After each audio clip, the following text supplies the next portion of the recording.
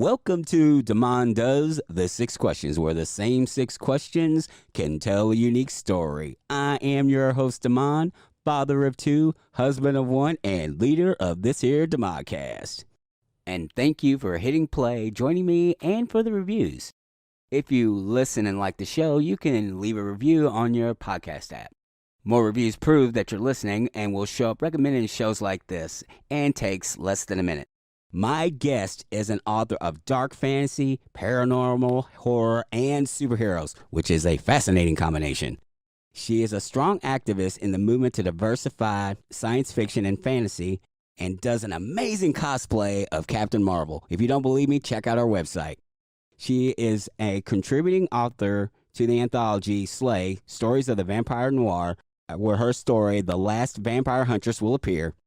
Please help me welcome Alicia McCalla.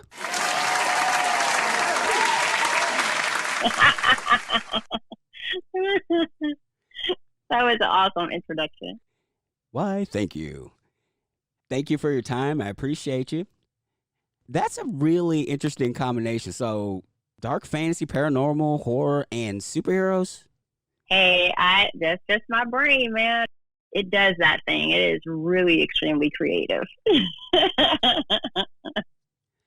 How do those combinations of things come together? I just have a very interest. I think what my true umbrella is Black science fiction and fantasy. I just love all of it. And so superheroes, and we're talking about the Vampire Huntress, horror stories, those all just fit with me. And most people who know me think I'm really sunshiny sweet, but I really like dark fantasy. I like reading dark fantasy stories. I just enjoy a variety of things. And so I let my creative spirit go. Right on. Mm-hmm. Are you ready for the 6 questions? I am ready. Question number 1. When did you know you wanted to be a writer? When I was 16, I remember going to school and the teacher was asking us, what did we want to become, you know? I was really upset about it. I kept just, what do I want to do? Who do I want to be? What do I want to become, you know? And I went to bed, and I remember just kind of finding myself in that space in between being awake and being asleep. And I just kept saying over and over again in my brain, like, what should I do? Who should I be? Who am I? And in the middle of all that turmoil, this voice just kind of shook me. I mean, literally, I felt my whole body shake, and it told me to be a writer, you know? At first, the voice really scared me because, you know, we shouldn't openly say that we hear voices, right? After a while, I was no longer afraid of that. And I knew that what that voice was telling me was correct, that I had to be a writer. So I say I knew that I had to become a writer when I was 16. And to be honest, I probably knew it when I was much younger, probably 10 years old.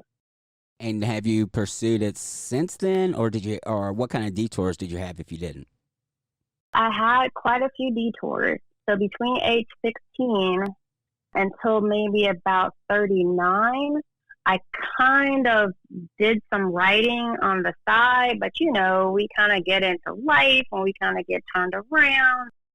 You think, oh, you know, I don't know if writing is the right thing, even though I knew it was. So I went to school and actually became a librarian. And I worked as a librarian for about, I'd say 20 years. But right before I left librarianship, in my late 30s, I began to write. And that's the time that I decided to write commercially. So my first novel came out in 2012, which was Breaking Free. And I have just, over the years, I wrote part-time and I worked full-time as a librarian. But then, unfortunately, my son was in a tragic situation where he disappeared from his Navy vessel. He was an officer in the U.S. Navy a couple years ago. I just could not return to the school system or go back to being a professional librarian. So I say that it was definitely a journey. Question number 2. What do you wish you had known when you first started out? So when I first started out, I had no idea how to write a commercial story. And I took these classes and I was going back and forth and I was confused. So I wish that I had known how to write to market and what it means to produce a commercial fiction story. I think I also would have loved to have understood a little bit better, like, how do you actually research fiction markets better? I think there's so much mystery surrounding writing. There are some folks who just kind of make the writing process or the idea of writing complicated. But I think it's really super simple, especially if you do some great research and you kind of understand how does a commercial fiction story get put together. But that's what I think I wish I had known when I started out. You make an interesting distinction. You say commercial fiction. What kind of fiction were you writing before? What makes the structure of commercial fiction different?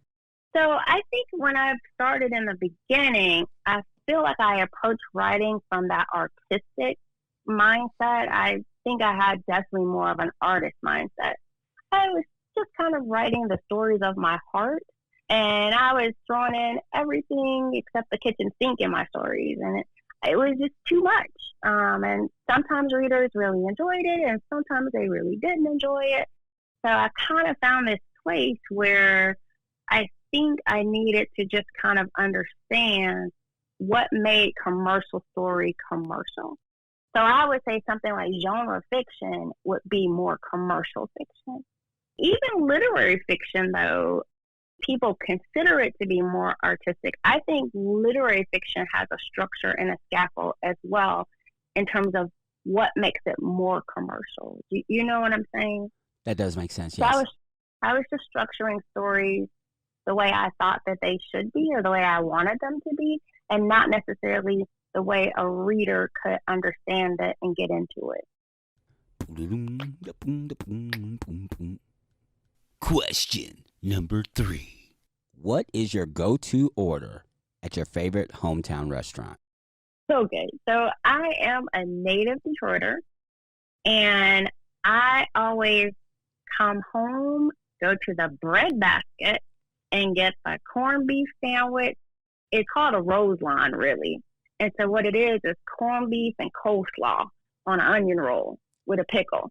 Not a new pickle. I like the old pickles, right? Those are absolutely delicious. Now, my husband, on the other hand, he loves Coney dogs. And I know you could get Coney dogs all over the East Coast, but there's no Coney dogs like Coney in Detroit, too. So between those two, but mostly for me, I like the rose line corned beef sandwich.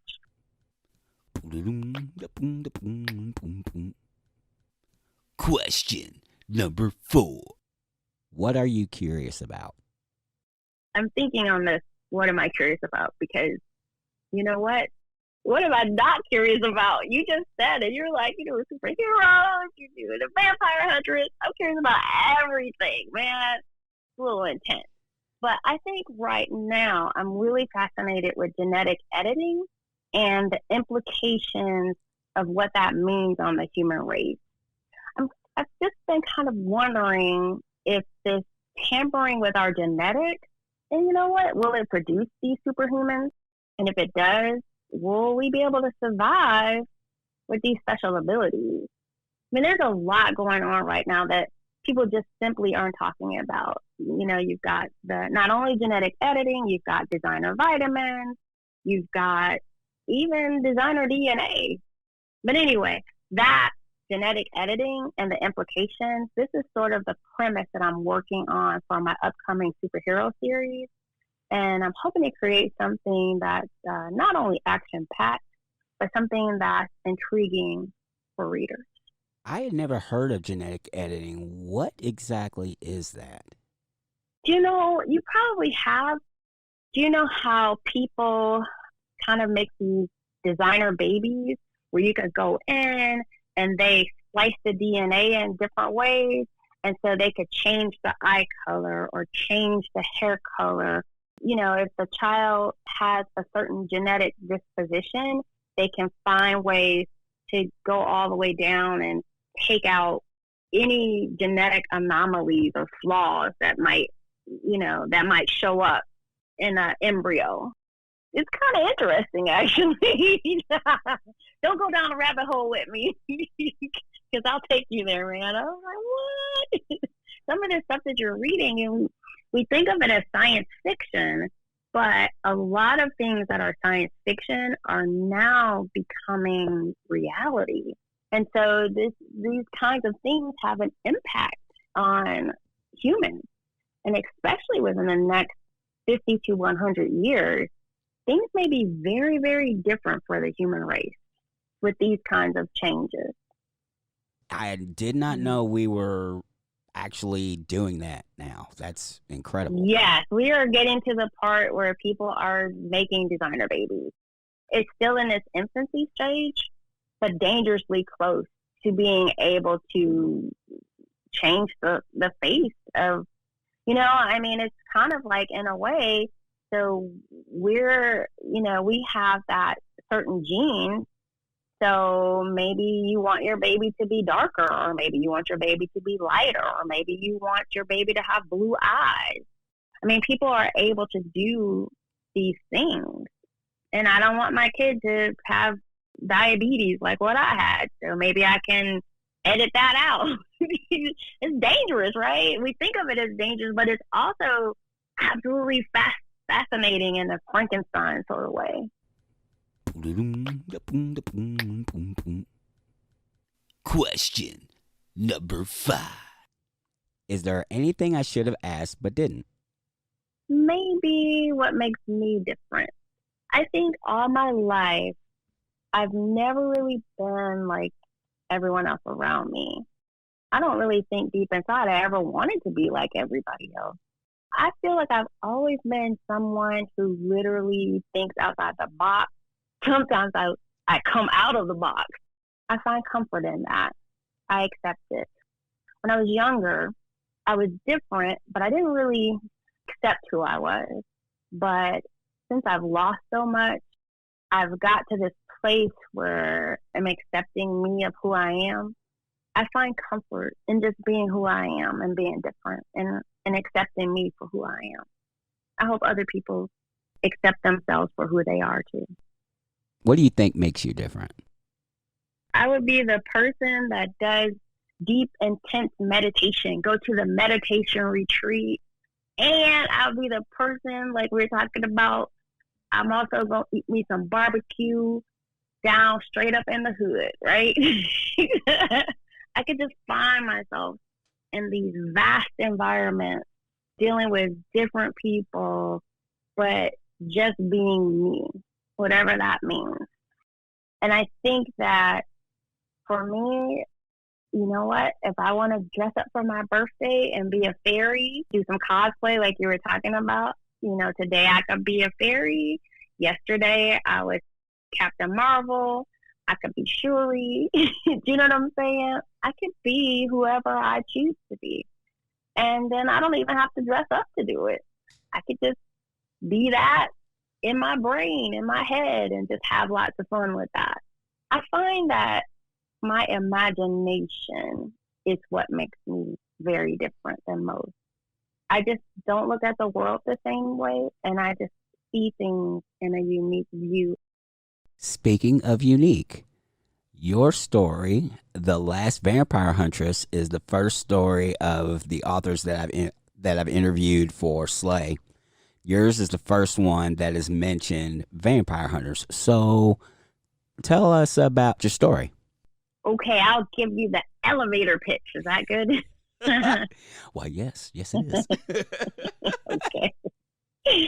All right. When a vampire huntress finds a bloody butcher knife note stuck in her apartment door, she must stop her vampire ex-boyfriend from killing all the hunters in the guild, or face fulfilling a terrible prophecy.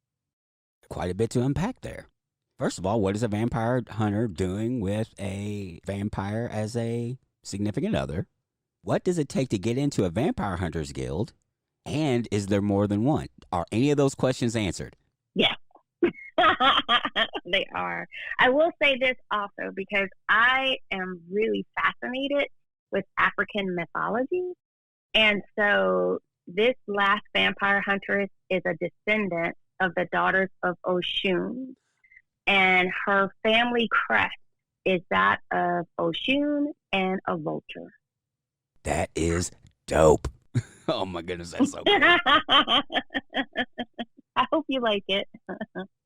If somebody was getting into African mythology, where do you suggest they start? Like what kind of books or websites or anything like that?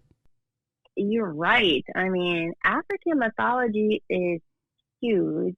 I know there are those people who say that Egypt is not part of Africa, which is crazy.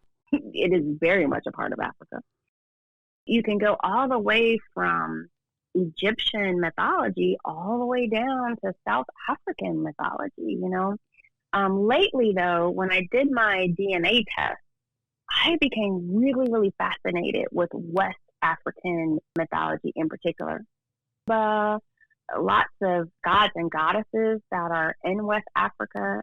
I guess in certain parts of Brazil, you know, they study the Orishra. There's so much that's there. But there is one book, I know it sounds kind of crazy, it's a kid's book, and it's called African Mythology. It's really this tiny, itty-bitty little book.